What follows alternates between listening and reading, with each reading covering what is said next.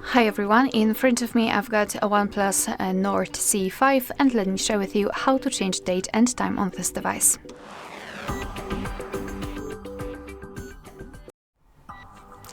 So let's begin with opening the settings, and here we have to scroll down to the very bottom to find System and Update.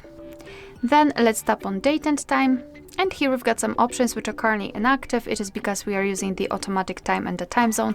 So first of all, turn off both of those switchers, and now we can freely tap on date and change it just by swiping. The same situation with the time, just by swiping and set it. We can change the time zone, just tap on it, and here we've got the full list of available ones, so just tap on it and it will be immediately applied. Here we've got also the option dual clock, so we can display two different clocks on the home screen or lock screen. And the first clock will show you the time from the place you're currently in, and the second from any other place in the world.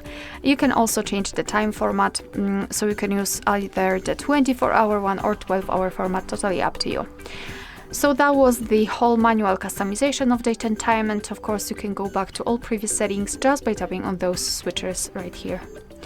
Alright, so that will be all. Thank you so much for watching. Please hit the subscribe button and leave the thumbs up.